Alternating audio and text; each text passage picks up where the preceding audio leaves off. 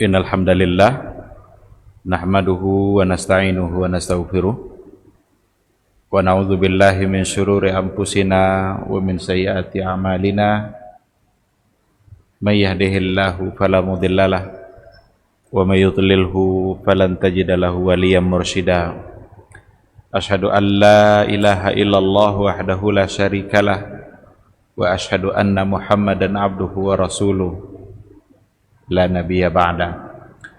Ikhwati fillah, ma'asyiral hadirin wal hadirat, bapak-bapak, ibu-ibu, kaum muslimin dan muslimat, mudah-mudahan kita semua dimuliakan Allah Subhanahu wa taala. Mari kita awali tausiah kita atau kajian kita dengan memperbanyak ungkapan puji dan syukur kepada Allah Azza wa Jalla.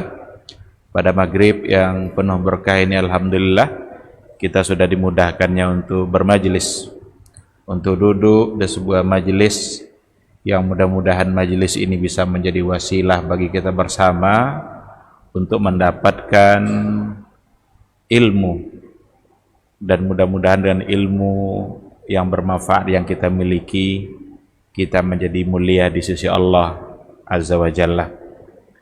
Sama-sama kita juga harus bersalawat dan salam untuk Rasulullah sallallahu alaihi wasallam. Allahumma salli ala Muhammad wa ala ali Muhammad. Mudah-mudahan ungkapan salawat dan salam itu senantiasa terucap oleh kita bersama untuk membuktikan bahwa kita benar-benar mencintai Rasulullah sallallahu alaihi wasallam. Mudah-mudahan kita senantiasa bangga berada di atas sunnahnya, senantiasa bangga untuk melaksanakan semua hukum dan perintah-perintahnya, karena hanya dengan cara itulah kita bisa selamat, baik keselamatan di dunia maupun keselamatan di akhirat kelak. Kita berharap mudah-mudahan kita semua bisa mendapatkan syafaatnya di yaumul mahsyar. Amin amin ya rabbal alamin. Ikhwati fillah, ma'asyiral hadirin wal hadirat, rahimani Allah wa iyyakum.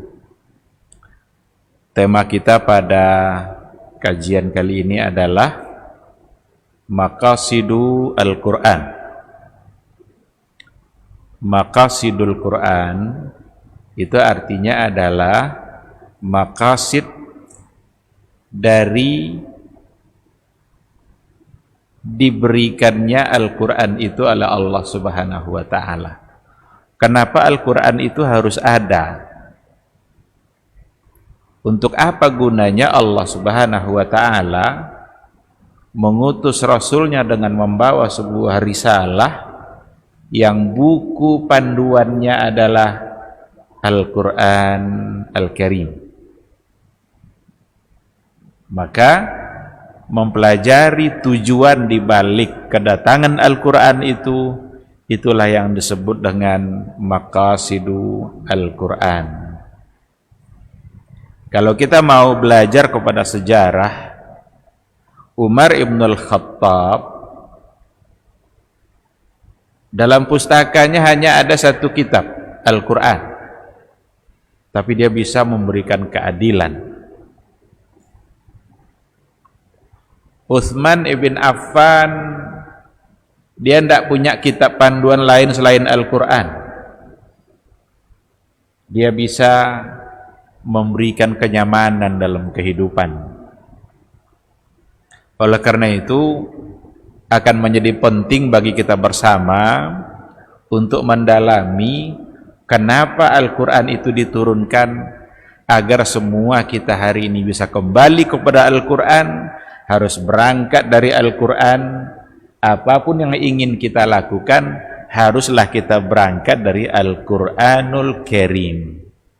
Semakin kita dekat dengan Al-Quranul Karim, maka akan semakin mendapatkan kemuliaan di sisi Allah Subhanahu wa ta'ala. Tapi kalau seandainya semakin kita jauh dari Al-Quranul Karim, maka kita akan menjadi orang yang semakin hina di mata Allah Subhanahu wa ta'ala. Ikhwati fillah, ma'asyiral hadirin wal hadirat, rahimani Allah wa iyyakum. Mari kita lihat beberapa poin yang akan kita sampaikan pada waktu yang sangat terbatas terkait dengan maqasidul Quran. Untuk apa Al-Quran itu ada? Untuk apa Al-Quran itu diturunkan oleh Allah Subhanahu wa ta'ala? Yang pertama sekali, maqasidul Quran itu adalah tashihul aqidah wat tasawurat. Untuk meluruskan, untuk membenarkan akidah wat tasawurat, dan meluruskan cara pandang masyarakat. Khususnya yang pertama sekali tentu saja adalah yang hidup pada masa Al-Quran itu diturunkan. Maka tujuan pertama, maqasid pertama, Al-Quran itu diberikan oleh Allah Subhanahu wa ta'ala kepada kita, itu tujuannya adalah untuk membenarkan akidah, untuk meluruskan paradigma. Ada cara pandang yang salah yang ada pada masa jahiliyah terhadap Allah. Kenapa ini yang menjadi maqasid utamanya, menjadi tujuan pertamanya? Karena persoalan tauhid, persoalan iman, persoalan yang paling asasi dalam kehidupan kita. Bahkan tauhid itu adalah hak Allah terhadap kita. Hak Allah terhadap kita itu ada pada tauhid, ada pada akidah. Maka jangan sampai kita salah dalam memberikan hak Allah itu. Kalau kita salah dalam berakidah, salah kita dalam memahami konsep iman, berarti kita salah dalam memberikan hak Allah dari kita, kewajiban kita kepada Dia. Ada seorang sahabat namanya Mu'adz ibnu Jabal. Satu ketika Mu'adz ibnu Jabal itu satu kendaraan dengan Rasulullah sallallahu alaihi wasallam, bersama-sama di atas satu onta. Begitulah kedekatan Rasul dengan para sahabatnya. Rasul tidak memiliki jarak dengan sahabatnya. Satu ketika dia bersama Mu'adz. Bertanyalah Rasul kepada Mu'adz. Apa kata Rasul? Ya Mu'adz, atadri ma haqqullahi 'alal ibad wa ma haqqul ibadi 'ala Allah. Wahai Mu'adz, kamu tahu enggak apa hak Allah pada hambanya dan apa pula hak hamba pada Allah? Jadi ternyata ada timbal balik. Allah punya hak dari kita yang wajib kita tunaikan, dan kita juga punya hak terhadap Allah di mana Allah akan menepati janjinya. Apa kata Mu'adz? Allahu wa rasuluhu a'lam. Ini adab sahabat dulu kalau ditanya oleh Rasulullah sallallahu alaihi wasallam, dia menunjukkan adab yang sangat luar biasa. Kadang-kadang mereka tahu jawabannya, tapi mereka tetap mengatakan Allahu wa rasuluhu a'lam. Karena dia ingin memberikan, siapa tahu ada jawaban tambahan. Mungkin karena memang tidak tahu, tapi mungkin juga karena tahu, lalu ada adab ketika dikatakan Allahu wa rasuluhu a'lam. Abu Dzar Al-Ghifari juga pernah ditanya, ya Abu Dzar, ma a'zamu ayatin fil Quran? Wahai Mu'adz, apa ayat yang paling agung dalam Al-Quranul Karim? Apa kata Abu Dzar? Allahu wa rasuluhu a'lam. Lalu kemudian Rasul menjawab, ayatul kursi. Ayat kursi. Nah, balik kepada Mu'adz. Jawaban Mu'adz sama. Allahu wa rasuluhu a'lam. Dijawablah oleh Rasulullah sallallahu alaihi wasallam, haqqullahi 'alal ibad. Hak Allah yang wajib ditunaikan oleh hambanya itu adalah ayya'buduhu wa la yusyriku bihi syai'a. Untuk supaya hamba itu benar-benar beribadah kepada Allah dan tidak sedikit pun dicampuri dengan kesyirikan dalam ibadahnya. Itu ternyata hak Allah dari kita. Kita menyembahnya dan tanpa ada sedikit pun unsur kesyirikan. Lalu apa pula yang menjadi hak kita dari Allah? Yang menjadi hak kita dari Allah adalah alla yu'azziba man la yusyriku bihi. bahwa Allah tidak akan menyiksa siapa saja yang tidak berbuat syirik kepada Allah. Oleh karena itu persoalan iman, persoalan menjaga diri dari kesyirikan, ini syarat mutlak untuk mendapat kenikmatan dan untuk tidak diberikan azab oleh Allah Subhanahu wa taala. Jadi kalau kita benar-benar menginginkan diri kita tak disiksa sedikit pun oleh Allah, kuncinya satu, la tusyriku bihi. Jangan syirik. Jangan lakukan hal-hal yang mengandung yang di situ ada unsur-unsur kesyirikan dalam makna yang secara luas. Kalau seandainya sudah ada unsur kesyirikan, berarti kita tidak bisa terlepas lagi dari, kita tidak akan bisa mendapatkan hak kita lagi dari Allah, karena Allah akan menyiksa. Bahkan syirik adalah dosa yang tak akan bisa diampuni kalau seandainya pelakunya tidak menyatakan taubat. Jadi hadis itu menggambarkan betapa posisi tauhid, betapa posisi akidah itu merupakan sesuatu yang paling utama dalam hidup kita ini. Mu'adz bin Jabal berkata kepada Rasul, "Ya Rasulullah, boleh enggak saya sampaikan ini kepada orang?" Rasul malah mengatakan, "Jangan, karena khawatir mereka hatta la yattakilu." Biar mereka tidak semata-mata pasrah begitu saja, hanya sekadar tidak syirik. Tapi Mu'adz bin Jabal pada akhirnya menjelang di akhir-akhir hayatnya dia menyampaikan ini, merasa bersalah karena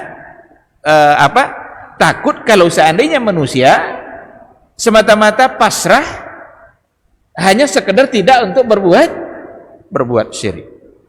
Nah, dan ini sekali lagi menggambarkan betapa kedudukan tauhid sangat penting sekali, dan untuk itulah Al-Quran itu diturunkan. Ada banyak tasawur yang salah, ada banyak paradigma yang salah di kalangan masyarakat jahiliyah. Mereka tidak mengenali siapa Rabbnya, siapa itu Allah, siapa Tuhannya. Dan kesalahan-kesalahan seperti itu sampai hari ini juga masih ada. Oleh karena itu kesalahan-kesalahan akidah seperti itu yang akan menjawabnya hanyalah Al-Quranul Karim. Kita kalau baca dari Al-Quran sendiri, banyak sekali kesalahan-kesalahan salah pandang mereka tentang Allah. Orang Nasrani menganggap bahwa Isa ibnullah adalah anak Allah. Orang Yahudi menganggap bahwa Uzair adalah ibnullah. Orang-orang pada masa Nabi dulu, orang-orang jahiliyah pada masa Nabi dulu, orang-orang Quraisy yang durhaka itu menganggap bahwa malaikat-malaikat Allah itu, bahwa para malaikat itu banatullah, adalah anak-anak perempuannya Allah. Maka turunlah Al-Quranul Karim untuk menyatakan bahwa Allah itu lam yalid walam yulad. Turunlah Al-Quran untuk menyatakan bahwa yang tempat kita bergantung itu hanyalah Allah. Qul huwallahu ahad, Allahus samad, lam yalid walam yulad, walam yakul lahu kufuwan ahad. Nah, ikhwati fillah, ayat ini membantah apa yang menjadi keyakinan orang-orang dahulu. Juga di antara mereka ada yang mengatakan bahwa agar ada semacam kedekatan dan cepat dikabulkannya doa, maka perlu ada perantara. Maka mereka buatlah patung-patung itu. Ada Hubal, ada Lata, ada Manat. Itu nama patung-patung besar yang ada pada masa jahiliyah dulu. Ada Uzza, Lata, Uzza, Manat, Hubal. Ini adalah patung-patung besar yang orang jahiliyah dulu menganggap bahwa mereka tidak menyembah patung itu. Kata mereka tetap menyembah Allah tapi melalui perantara patung. Maka turun pula ayat untuk membantah itu semua. Apa yang menjadi keyakinan orang-orang Quraisy dulu, orang-orang jahiliyah dulu, ma na'buduhum illa liyuqarribuna ilallahi zulfa. Sesungguhnya kami tidak menyembah mereka patung-patung itu, kami tidak menyembah patung itu. Illa liyuqarribuna ilallahi zulfa. kecuali hanya sekedar supaya patung-patung itu bisa mendekatkan diri kami kepada Allah. Dijadikannya sebagai perantara. Dan itu adalah bagian dari kesyirikan. Yang kesalahan itu sampai hari ini masih banyak terjadi dalam kehidupan umat manusia. Ada orang yang merasa tak pantas rasanya untuk berdoa kalau tidak di samping kuburnya para kiai. Ada orang yang merasa bahwa sepertinya doa ini akan lambat dikabulkan kalau tidak perantara orang yang sudah meninggal. Maka menjadikan orang yang sudah meninggal bertawassul sebagai perantara dalam doa itu bagian dari kesyirikan. Karena sama dengan yang dilakukan oleh orang-orang jahiliyah dulu ketika mengatakan bahwa patung-patungnya adalah sekedar perantara untuk mendekatkan diri kepada Allah Azza wa Jalla. Padahal patung tidak bisa mendengar, sebagaimana halnya orang-orang yang sudah meninggal juga tidak bisa mendengar. Jangankan kepada kiai-kiai yang dianggap keramat, kepada Rasul saja tidak dibolehkan. Yang melarang adalah Rasul sendiri. Yang melarang adalah Allah. Dulu ketika Rasul masih hidup, kalau seandainya lama hujan tak turun, mereka datang menemui Rasul, meminta agar Rasul berdoa. Maka kalau menjadikan bertawasul kepada orang yang masih hidup itu boleh, kalau dia masih hidup. Ada orang yang kita anggap soleh, orang yang kita anggap baik, datang kita ke dia, minta dia mendoakan kita agar bisnis kita sukses, boleh. Nanti berdoa dia kepada Allah, mudah-mudahan Allah kabulkan. Kalau kepada orang yang masih hidup, maka agama membolehkan. Tapi kalau sudah meninggal, maka Umar bin Al-Khattab, ungkapan Umar bin Al-Khattab sendiri, dulu ketika Nabi Muhammad masih hidup, maka datang kami menemui Nabi untuk meminta agar dia berdoa.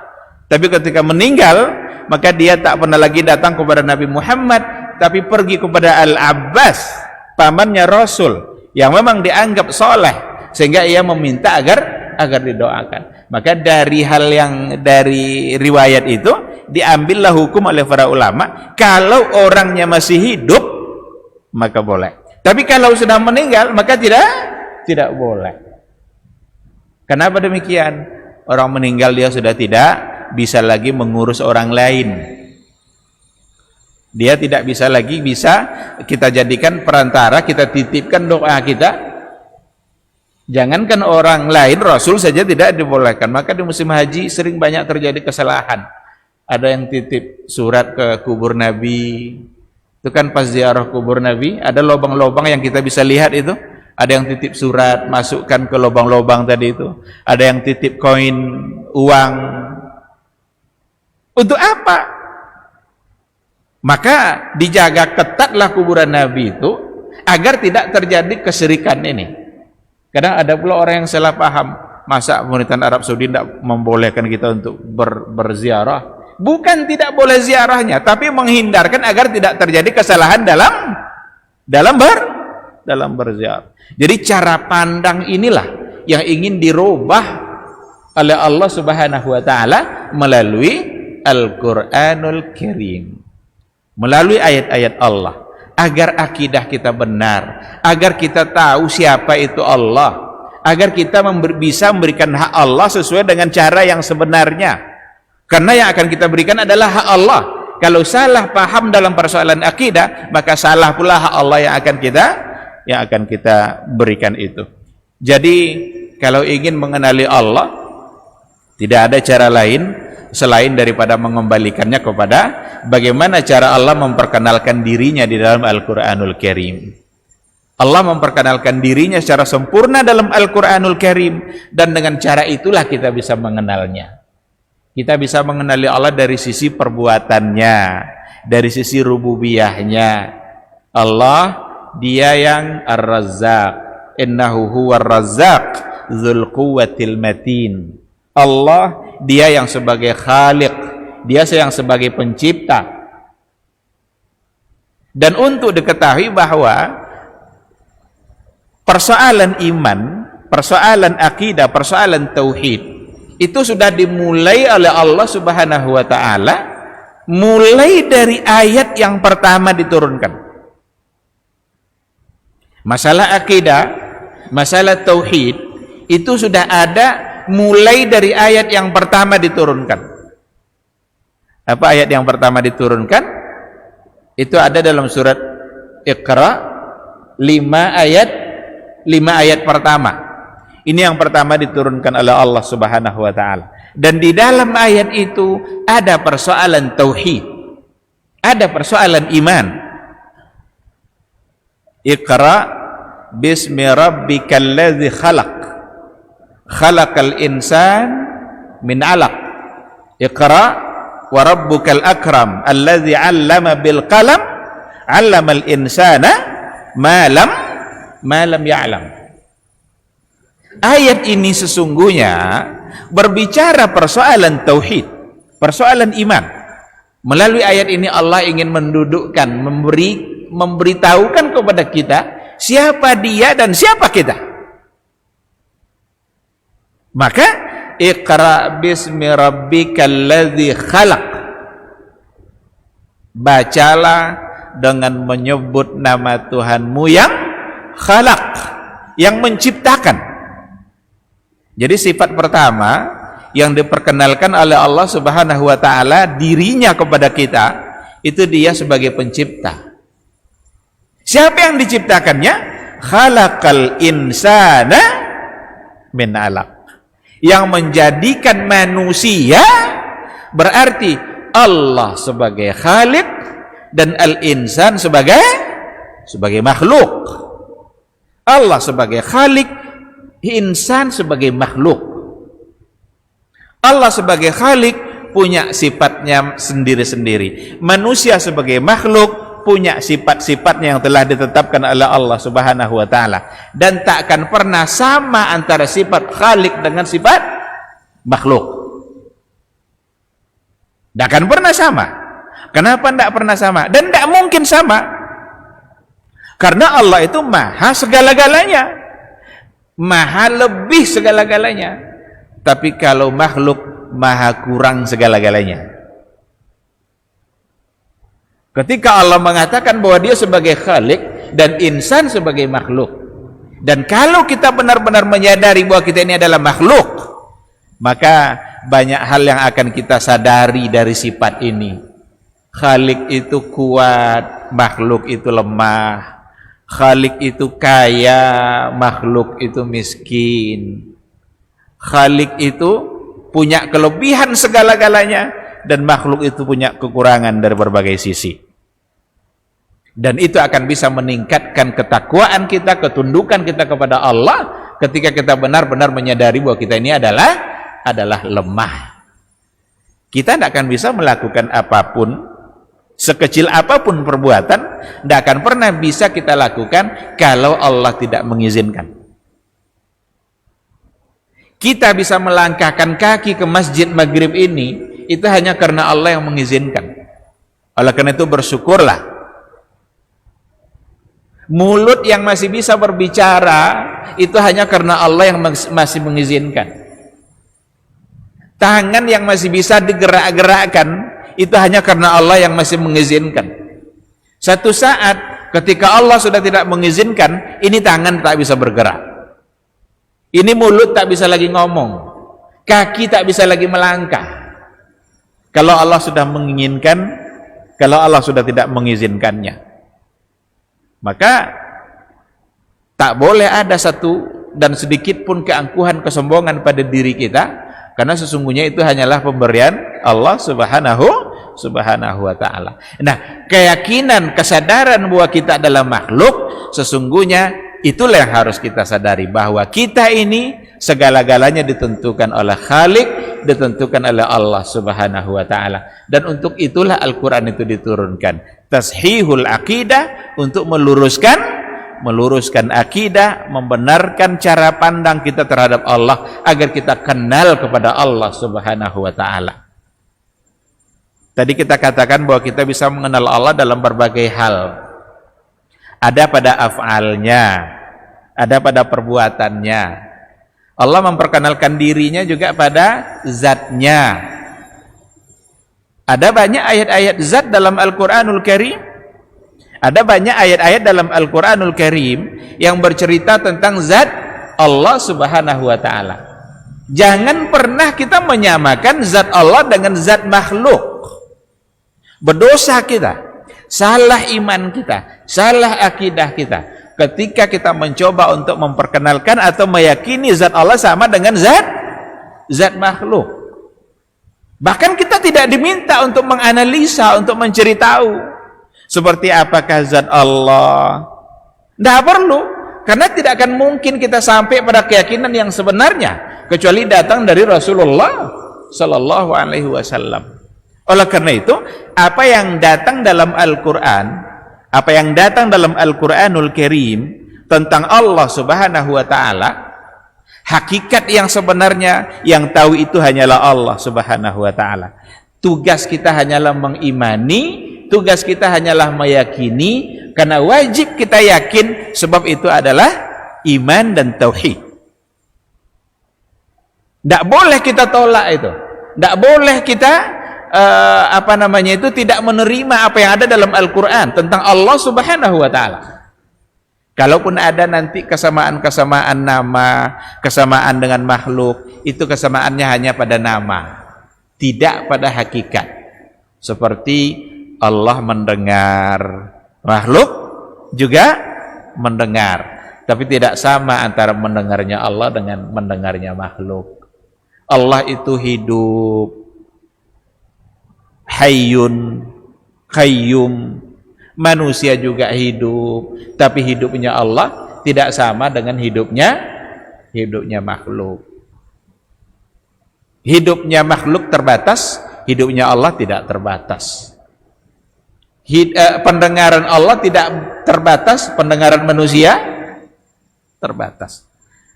Telinga kita ada batas tertinggi yang dia sanggup mendengarnya. Kalau lewat itu, kalau lebih kuat dari itu, telinga tidak sanggup. Dan ada batas terkecil dari suara yang telinga kita masih bisa mendengarnya. Kalau lebih kecil dari itu, kita tak akan paham.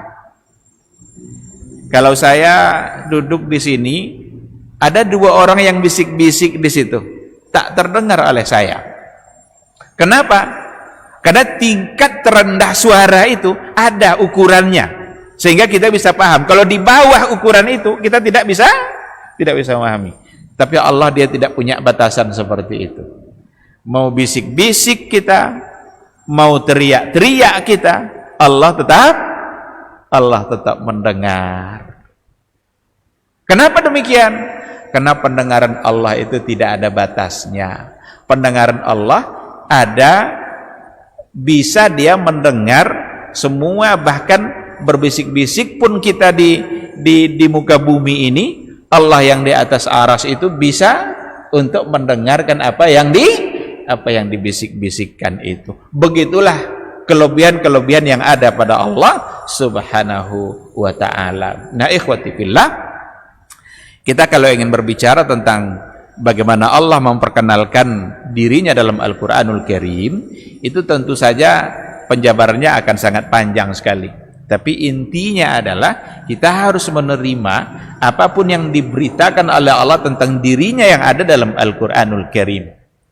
Karena banyak orang hari ini yang tidak siap untuk menerimanya, bahkan mencoba untuk mentakwil-takwilkan sifat-sifat Allah tanpa ada alasan-alasan yang jelas dari Rasulullah Sallallahu Alaihi Wasallam. Hanya dengan satu alasan, supaya tidak menyerupakannya dengan Allah Subhanahu wa ta'ala. Banyak sekali ayat-ayat sifat yang ditakwilkan.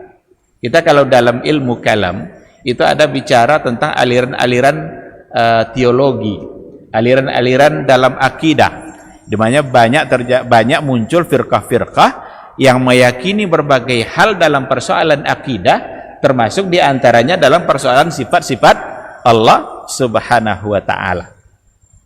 Kalau kita mau ambil contoh umpamanya ayat yang biasa dibahas, tapi kita memang wajib benar-benar meyakini apa yang ada pada ayat itu. Ar-Rahmanu 'alal 'arsy istawa. Allah bersemayam di atas arsy. Jangan pernah menganggap bahwa Allah itu membutuhkan tempat. Dengan adanya ayat ini, Allah membutuhkan tempat. Itu salah. Tak pernah ada satupun Rasul dalam hadisnya mengatakan bahwa makna ayat itu adalah Allah membutuhkan tempat. Tidak mungkin, mustahil. Kenapa demikian? Karena Allah adalah Khalik, dan Khalik tak akan pernah membutuhkan makhluk. Lalu bagaimana maknanya? Pahamilah maknanya sesuai dengan makna yang zahir yang ada pada ayat itu. Ketika dikatakan Allah bersemayam di atas aras, tidak pernah ada penjelasan Nabi apakah dalam bentuk duduk, bersila, dan lain sebagainya. Karena ada orang yang menafsirkan seperti itu, dan itu salah. Maka kelompok mujassimah, musyabbihah, yang menyerupakan Allah dengan makhluk, ditafsirkannya bahwa Allah itu duduk bersila sebagaimana raja duduk di singgasana. Kita tidak bisa menafsirkan apapun dari ayat Al-Quran kecuali dengan dalil-dalil penafsirannya. Cara penafsiran ayat itu pertama dengan Al-Quran sendiri. Itu cara menafsirkan yang paling tepat, tafsirul ayat bil ayat, menafsirkan ayat dengan ayat. Yang kedua, menafsirkan ayat dengan hadis. Yang ketiga, menafsirkan ayat dengan aqwalus sahabah. Ketiga ini tidak ada kita temukan rincian makna ayat yang tadi itu. Tapi ada pula sekelompok orang yang lari dia dari, dan keinginannya sebenarnya sangat bagus sekali agar tidak kita menyerupakan Allah dengan makhluk, maka ditakwilkanlah kata istawa itu dengan makna yang lain yang juga tidak punya dalil secara sharih dari hadis dan juga dari Al-Qur'anul Karim. Ditakwilkannya dengan istaula. Oh, itu tidak mungkin diartikan dengan bersemayam. Itu artinya istaula. Istaula itu artinya menguasai. Sebenarnya kalau dirubah, kalau ditakwilkan maknanya menjadi istaula, itu sesungguhnya jauh lebih salah lagi. Kenapa demikian? Karena istaula itu artinya adalah menguasai, itu artinya adalah menguasai setelah sebelumnya tidak dikuasai. Umpama Indonesia dijajah oleh Belanda, itu istaula namanya itu. Jadi Belanda menguasai setelah sebelumnya dia tidak menguasainya. Sekarang pertanyaannya, apakah ada saat di mana Allah tidak menguasai arsy sebelumnya, lalu Allah rebut, kemudian dia berkuasa? Kan salah jadinya maknanya, kan? Maka takwil tuh tidak boleh kecuali ada dalil. Karena takwil itu artinya adalah sarful kalam an ma'na zahir ila ma'nan akhar bidalil. Itu arti takwil. Memalingkan makna kata dari makna zahirnya, dari makna asalnya kepada makna yang lain, tapi bidalil, dengan adanya dalil. Kalau tidak ada, jangan coba-coba ditakwilkan. Sama dengan menafsirkan hadis Rabbuna yanzilu ila sama'id dunya fi thulutsil lailil akhir. Rabb kita turun ke langit dunia di sepertiga malam. Ada yang menafsirkan, mentakwilkan itu yang turun bukanlah Rabb tapi adalah rahmat. Pertanyaannya adalah, apakah rahmat Allah tidak turun selain di sepertiga malam terakhir? Apakah rahmat Allah hanya turun di sepertiga malam terakhir? Bukankah dari pagi sampai pagi lagi rahmat Allah itu turun? Nah, jadi ada kelompok-kelompok, firqah-firqah dalam ilmu kalam, dalam persoalan akidah yang memang kecenderungan mereka menggunakan akal dan logikanya. Sebagian ada tujuannya baik agar tidak menyerupakan Allah dengan makhluk, tetapi perlu diyakini bahwa diartikan istawa dengan bersemayam itu bukanlah berarti kita menyerupakan Allah, karena Allah sendiri sudah mengatakan laisa kamitslihi syai'un wa huwas samiul basir. Allah tidak serupa dengan sesuatu apapun, wa huwas samiul basir, dan dia maha mendengar lagi maha melihat. Ikhwati fillah, tasawur inilah yang ingin diluruskan oleh Al-Qur'an. Cara pandang berakidah seperti inilah yang ingin diluruskan oleh agama kita. Karena kalau seandainya tidak diyakini seperti tadi, maka muncul keyakinan yang salah bahwa Allah ada di mana-mana. Ini juga menghina Allah. Kalau dikatakan bahwa Allah ada di mana-mana, itu penghinaan terhadap Allah Subhanahu wa taala. Allah itu Aliyun Qadir, Aliyun Hakim, Maha tinggi. Kalau dikatakan berada di mana-mana, dia tidak maha tinggi lagi jadinya. Apa arti maha tinggi? Kalau dipahami arti maha tinggi, tidak ada selain daripada yang paling tinggi.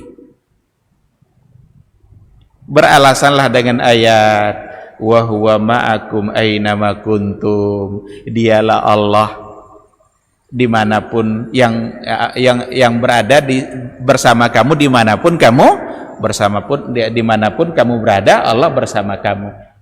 Perlu kita pahami baik-baik. Ketika Allah, ini cara bentuk penafsiran ayat dengan ayat. Apa makna bersama di sini? Apakah bersama di sini maksudnya adalah bersama secara zat atau bukan zat? Karena kalau bersama dengan kita secara zat, salah dalam akidah. Karena kita menghina Allah. Kita ini kotor, Allah itu suci. Maka masa yang suci bersama kita? Kita ini kotor-kotor semua nih, pendosa semua. Masa Allah mau bersama kita? Kalau dianggap bersama itu secara zat, maka bersama di situ bukan zat. Dari mana kita paham? Dari ayat Al-Quranul Karim. Ini namanya tafsirul ayat bil ayat. Apa di antara ayatnya? Ketika Allah Subhanahu wa taala memerintahkan Musa dan Harun, Nabi Musa dan Nabi Harun diperintahkan Allah untuk menemui Fir'aun. Izhaba ila Fir'auna innahu tagha. Pergilah kalian berdua menemui Fir'aun, berdakwahlah, karena Fir'aun itu sudah melampaui batas, sudah menjadi taghut dia. Lalu di bawahnya ada apa kata Allah? Inni ma'akuma, sesungguhnya saya bersama kamu berdua. Asma'u wa ara, saya dengar dan saya lihat. Maka yang bersama kita itu sesungguhnya bukan zat Allah, tapi pendengaran dan penglihatan Allah Subhanahu wa ta'ala. Sehingga dimanapun kita berada, tak mungkin tertutupi dari pandangan Allah. Karena pandangan Allah ada dimanapun kita berada. Apapun yang kita ucapkan, berbisik-bisik pun tidak mungkin tersembunyi dari pendengarannya Allah. Maka kata inni ma'akuma asma'u wa ara, saya bersama kamu berdua. Bukankah bersama kamu kata Allah? Sama dengan tadi wa huwa ma'akum aynama kuntum, dialah Allah yang bersama kamu dimanapun kamu berada. Bersama di situ sifat, bukan zat. Bersama di sini ilmunya Allah, pendengarannya Allah, penglihatannya Allah. Allah tahu dimanapun kita berada. Itu yang bersama kita. Banyak hal-hal yang di samping kita tapi kita tidak tahu. Allah tahu tidak? Kita tahu tidak? Ambil pasir di luar itu, ambil segenggam. Genggam satu pasir. Tahu tidak kita berapa jumlah pasir di tangan kita? Tidak tahu. Allah tahu tidak? Tahu. Siapa yang lebih dekat dengan pasir ini, kita apa Allah? Jadi ketika dikatakan aqrabu ilaihi min hablil warid, Allah lebih dekat kepada hamba itu bahkan lebih dekat dari urat nadinya sendiri. Yang dekat di situ pengetahuannya Allah, ilmunya Allah, pendengarannya dan penglihatan, pendengaran dan ilmunya Allah, itu yang dekat dengan kita. Karena banyak hal-hal kita pun tak tahu, tapi Allah tahu. Siapa yang tahu berapa jumlah lembar, berapa helai rambut di atas kepalanya? Tidak ada kita yang tahu. Menghitungnya pun kita nggak sanggup. Jangan-jangan separuh hitung lalu ragu, ulang dari awal lagi. Tidak selesai-selesai menghitungnya. Tapi Allah tahu tidak berapa lembar rambut di kepala kita? Tahu. Siapa yang lebih dekat dengan rambut kita ini? Allah apa kita? Allah dengan ilmunya, Allah dengan penglihatannya. Nah, jadi ikhwati fillah, ayat-ayat sifat yang ada dalam Al-Quran ini persoalan iman, Ini persoalan keyakinan. Terimalah ayat itu, yakinilah sifat-sifat Allah itu, tapi jangan pernah menyamakan Allah dengan makhluk. Jangan pernah menyamakan, karena Dia Khalik dan kita adalah makhluk. Ikhwati fillah, tauhid itu asasul hurriyah. Asasul hurriyah itu, tauhid itu pondasi kebebasan dalam hidup. Kita kalau ingin benar-benar mendapatkan kebebasan dalam hidup kita, bertauhidlah dengan benar. Karena tidak akan pernah ada kebebasan dengan menyembah manusia. Tidak akan pernah ada kebebasan ketika kita mensucikan manusia. Tidak ada kebebasan. Kalau ada raja yang dia minta disembah, kita tidak mendapatkan kebebasan apapun dalam kehidupan kita. Maka dulu pada masa Fir'aun, saat dia menjadi raja, tiang laki-laki kalau lahir dibunuh. Kebalikannya, pada masa jahiliyah, ketika Rasul dilahirkan, kalau yang meninggal itu perempuan, dibunuh. Jadi kebalikannya, pada masa Fir'aun, yang laki-laki kalau meninggal, kalau lahir, maka harus dibunuh, karena takut menjadi saingannya. Sementara pada masa jahiliyah, kalau ada yang perempuan yang lahir, maka dibunuh. Tak ada kebebasan sama sekali. Dan setiap undang-undang yang dibuat oleh raja atau oleh manusia, itu biasanya cenderung untuk mempertahankan kekuasaannya. Undang-undang yang dibuat itu biasanya cenderung untuk mempertahankan kekuasaan dia yang membuat undang-undang itu. Tapi Allah ketika menentukan aturannya, Allah tak pernah membutuhkan kita. Allah memberikan aturannya itu hanya semata-mata untuk kemaslahatan dalam kehidupan kita, bukan untuk kemaslahatan Allah Subhanahu wa taala. Seandainya semua kita durhaka kepada Allah, maka seandainya kita durhaka semua pada Allah, itu tak akan pernah mengurangi kekuasaannya Allah Subhanahu wa taala. Dan seandainya kita semua beriman kepada Allah, juga tidak akan pernah menambah kemuliaan Allah. Tidak ada. Jadi semua aturan itu semata-mata adalah untuk kemaslahatan kita sebagai umat manusia. Baik, kita tutup azan dulu, nanti lanjut. Oh iya, kita akan dengar dulu suara azan, nanti akan kita.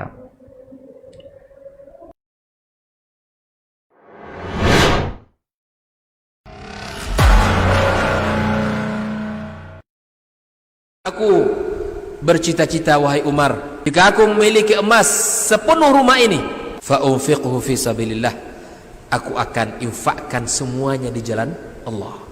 Di para sahabat itu, kaum muslimin, yang terbayang bagi mereka itu adalah infak. Yang terbayang bagi mereka adalah sebuah kebahagiaan, keselamatan di akhirat yang kekal dan abadi di sisi Allah tabaraka wa taala. Ini majelis cita-citanya para sahabat.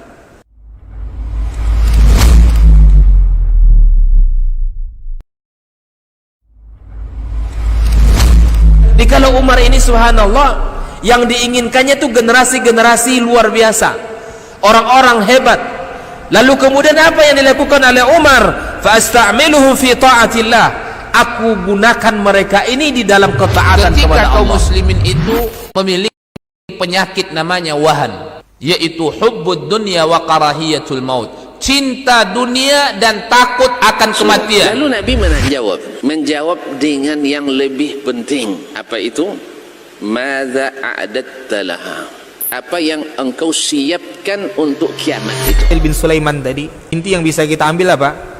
Solehkan diri kita. Solehkan diri kita sebelum mencari rezeki. Karena kalau kita tidak soleh, kalau kita tidak bertakwa kepada Allah Subhanahu wa taala dalam mencari rezeki itu akan terasa sulit.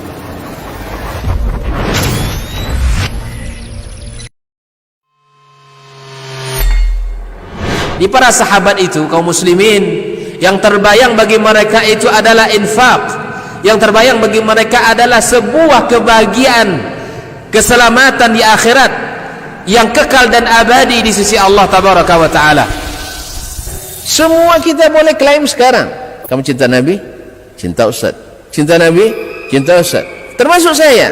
Cinta Nabi? Cinta. Kapan tahunya? Besok di akhirat. Maka apa kata Nabi sallallahu alaihi wasallam? Amalur rajuli biyadih. Penghasilan yang terbaik adalah pekerjaan yang dilakukan oleh seseorang dengan tangannya sendiri. Wa kullu bai'in mabrur, dan setiap jual beli yang mabrur. Ini aktivitas ini membantu saya di akhirat atau akan menyulitkan saya di akhirat? Kalau seandainya perbuatan itu ternyata akan menyulitkan kita di akhirat kelak, tinggalkan perbuatan itu.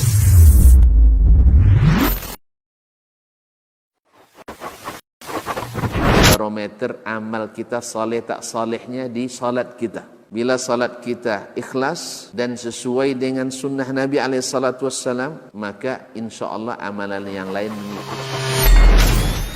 Ini aktivitas ini membantu saya di akhirat atau akan menyulitkan saya di akhirat? Kalau seandainya perbuatan itu ternyata akan menyulitkan kita di akhirat kelak, tinggalkan perbuatan itu. Anta ni'mal jund. Kamu adalah sebaik-baik prajurit. Coba lihat. Kamu adalah sebaik-baik prajurit. Maka tujuannya adalah menghancurkan kehidupan rumah tangga.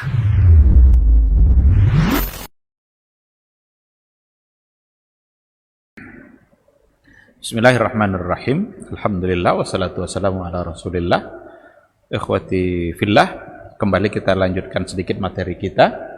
Jadi dari apa yang disampaikan tadi, nampaklah oleh kita betapa memang persoalan tauhid itu asasi, sehingga Al-Quran memulainya dengan tauhid. Sudah banyak poin yang tadi kita sampaikan. Tauhid itu adalah asasul hurriyah, benar-benar sebagai pondasi kebebasan. Kita di mata Allah sama kita di mata Allah. Mau kaya, mau miskin, mau sehat, mau sakit, mau cacat, mau pejabat, mau rakyat biasa, di mata Allah sama. Asasul hurriyah, sama-sama punya peluang untuk mendapatkan surganya Allah, siapapun kita. Jangan pernah menghina orang-orang yang punya kekurangan. Ada orang yang mungkin jalan pincang, cacat, jalannya saja pakai tongkat, tegaknya tidak bisa lurus. Kalau hatinya lebih bersih dari kita, maka dia lebih mulia di sisi Allah Subhanahu wa ta'ala. Inna akramakum indallahi atqakum. Jangan pernah menghina orang-orang yang dianggap atau sepertinya dia punya kekurangan. Karena Allah hanya fokus pada satu hal, fokus pada hati kita. Inna akramakum indallahi atqakum. Yang paling mulia di sisi Allah adalah siapa yang paling bertakwa di antara kalian. Bukan siapa yang punya jabatan, bukan siapa yang punya harta, bukan siapa yang paling tampan, tidak. Tapi atqakum, siapa yang paling bertakwa. Inilah makna hurriyah. Inilah makna kebebasan yang sebenarnya. Dan Allah menginginkan bahwa sesungguhnya kita paham dengan hal seperti itu, sehingga semua kita berlomba-lomba untuk mendapatkan kemuliaan di sisi Allah Azza wa Jalla. Ikhwati fillah, itu satu poin ya, baru satu poin dari maqasidul Quran. Kenapa Al-Quran itu diturunkan oleh Allah?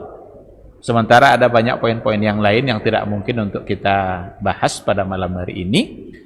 Tapi kalaulah kita paham poin pertama ini, itu sudah modal awal untuk memahami poin-poin yang berikutnya. Jadi tujuan utama maqasidul Quran yang paling asasi itu adalah tashihul aqidah wa tasawurat, meluruskan akidah, membenarkan keyakinan, membenarkan cara pandang kita terhadap Allah, agar kita bisa memberikan hak Allah secara baik dan secara benar. Ini mungkin materi kita sisakan waktu mungkin untuk bertanya jawab. Seandainya ada yang mau ditanyakan, baik bapak maupun ibu-ibu, silahkan. Biar adil, biar timbal balik.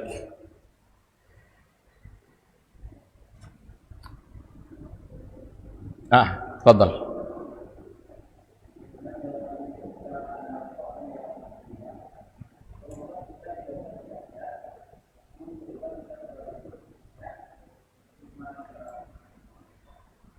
Bagaimana cara menyampaikan kepada orang yang mengatakan bahwa kalau kita berobat kepada dokter udah lama tapi tidak sembuh-sembuh juga.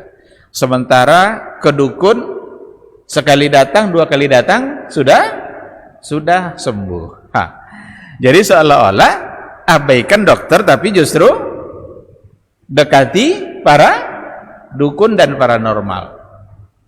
Satu hal yang harus dipahami dalam kehidupan kita ini, yang penting itu bukan hasil, tapi proses.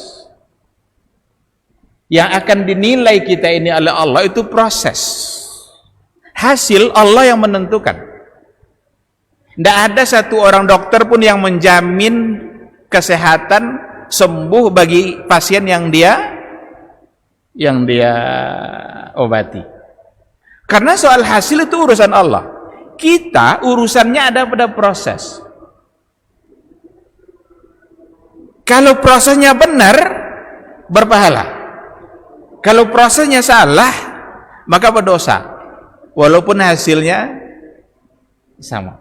Saya sering berikan contoh begini. Kalau ada si A sama si B, dua-duanya sama-sama lapar. Yang lapar pertama, si A, datangi temannya, pinjam duit, beli nasi, makan, kenyang. Ini proses. Akhirnya kenyang. Si B lapar juga, tapi curi duit temannya, beli nasi, makan, kenyang. Sama-sama kenyang enggak? Tapi proses beda. Yang pinjam uang kenyang juga, prosesnya benar. Maka tidak ada sedikit pun dosanya, karena cara yang dia ikuti benar. Tapi yang mencuri kenyang juga, tapi proses untuk kenyang itu dia lewati dengan cara yang, maka dia berdosa karena melakukan yang haram. Oleh karena itu, dalam mencari kesembuhan, jangan sembuhnya yang dipandang, tapi proses mendapatkan kesembuhan. Karena kesembuhan datang dari Allah. Mungkin Allah sedang menguji imannya. Datang ke dukun langsung diberikan sembuh. Apa dukun yang menyembuhkan? Tidak. Apa buktinya? Ketika dukun sakit, dia sendiri tidak bisa menyembuhkan dirinya. Ada tidak dukun sakit? Kalau benar-benar dia bisa menyembuhkan, maka dukun tak akan pernah sakit. Nah, jadi proses kalau datang ke dokter itu ikhtiar yang benar, tapi kalau datang kepada paranormal yang tak jelas, hembusan-hembusan yang diberikannya, kadang dari jauh dia mantra-mantra dan lain sebagainya, tidak jelas itu. Jangan-jangan mengandung kesyirikan, dan itu adalah proses yang salah. Jadi sekali lagi, jangan semata-mata berpatokan kan kepada hasil, karena hasil itu urusan Allah. Kita bekerja itu proses. Adapun hasil dari kerja itu Allah yang menentukan. Nah, ini persoalan tauhid lagi. Maka hasil kerja kita tidak ditentukan oleh berapa jam kita bekerja, semakin banyak jam bekerja semakin banyak duitnya, enggak. Kalaulah rezeki ditentukan oleh jumlah kerja kita, yang paling banyak rezekinya adalah orang yang kerja 24 jam. Ada orang belum masuk waktu subuh sudah, baru pulang ke rumah menjelang masuk subuh lagi. Enggak kaya-kaya juga dia. Ada orang santai-santai aja di rumah, duduk-duduk main-main sama anaknya, banyak duitnya. Jadi sekali lagi proses. Allah akan menilai proses yang kita lakukan, proses yang kita kerjakan. Maka carilah cara yang benar. Ketika mencari cara yang benar, silahkan tunggu, tinggal menunggu hasil yang diberikan oleh Allah Subhanahu wa ta'ala. Ketika Allah belum memberikan kesehatan kepada dia sudah berusaha tapi belum diberikan sembuh. Mungkin Allah ingin menghapus semua dosanya. Karena sakit bisa menghapus dosa. Maka jangan bangga dengan sehat yang didapatkan, tapi dengan cara yang salah. Biarlah sakit tapi dia atas ridha Allah, daripada sehat tapi di atas murkanya Allah Subhanahu wa ta'ala. Sekira itu tanggapan untuk pertanyaan yang tadi. Cukup atau masih ada? Mungkin satu lagi. Cukup. Iya, fadhal.